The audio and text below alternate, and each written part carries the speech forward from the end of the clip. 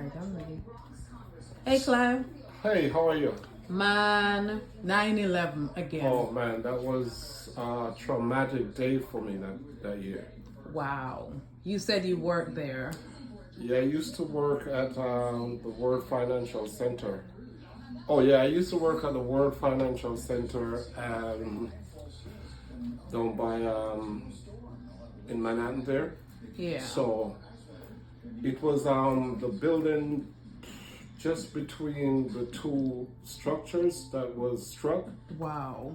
So I was on the 25th floor. Are you serious? Yes, I was.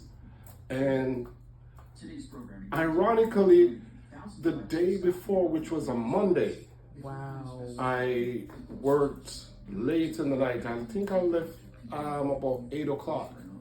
And it was raining like crazy, right? So I came back in the work the Tuesday morning.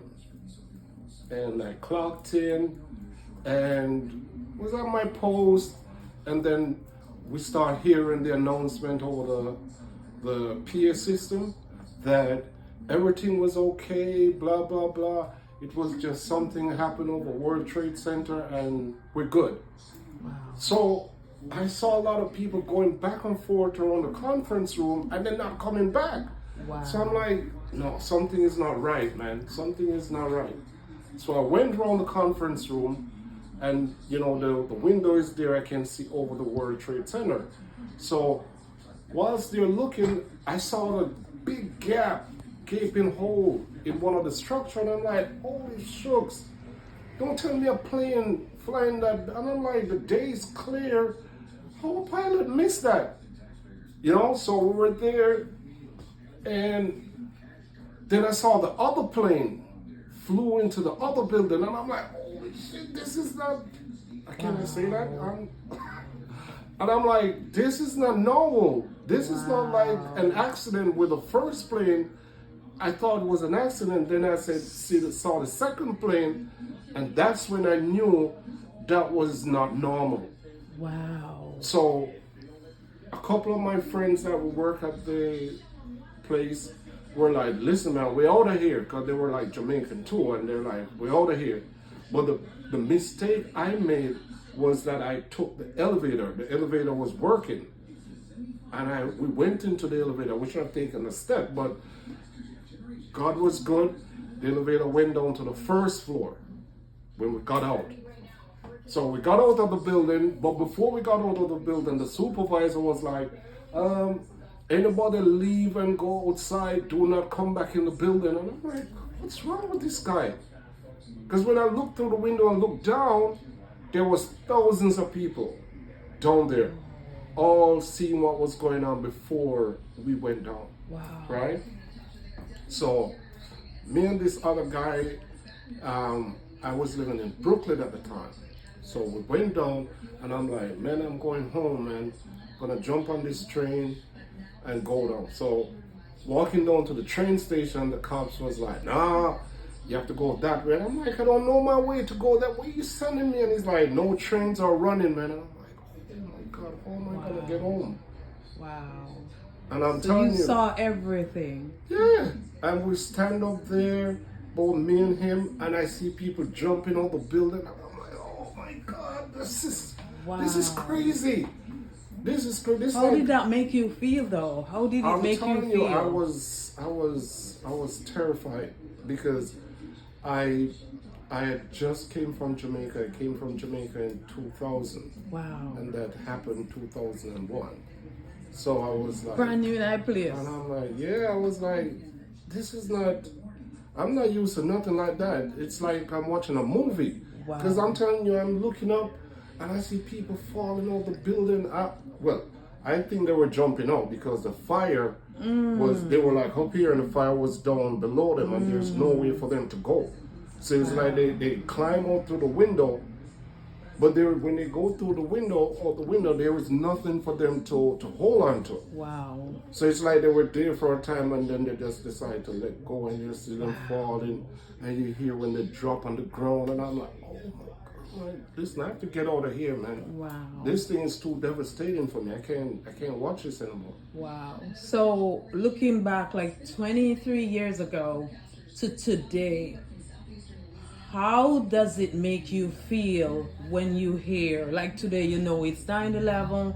Do you still have a reflection of like what transpired that day? What is the trigger for you? It brings back all that memory of seeing the devastation and stuff like that.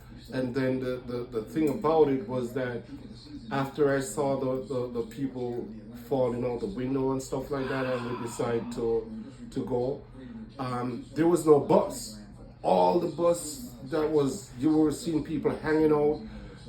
The cell phone was working. The line was going around the corner to use the pay phone at the time. Wow. And we had to walk from Manhattan to Brooklyn. So at one point in time when we were on the Brooklyn Bridge going over, and I looked back, I saw that one of the buildings came down, and I'm like, oh my God. Wow. Thousands of people probably died in that shit. I know. You know, and I was like, for weeks, I had nightmares. I couldn't sleep.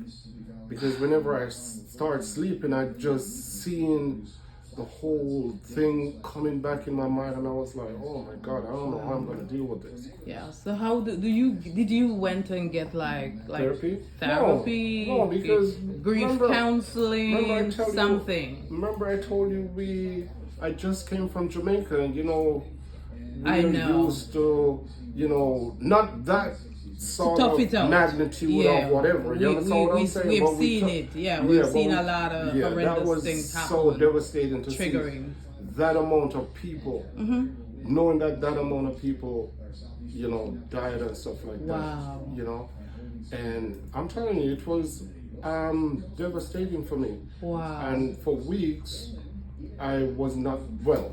They were not letting anyone back in that building. vicinity, because remember my building was close by, so they weren't letting anybody. So for weeks I wasn't going to work and stuff like that until they transferred us They kind of lifted to New Jersey, to the other. So I was to start working in New Jersey, and then going back on the train to go down there to get to New Jersey. Yeah. You could smell death. Wow. You could smell death from the train reach. It wasn't stopping at that particular stop, which was, I think, was Fulton Street or something like that, right there. It wasn't stopping there. It was bypassing a number of those stations, like the World Trade Center. You know, the train run underneath the World Trade Center. It wasn't stopping there. It was bypassing. Wow. But you could smell death.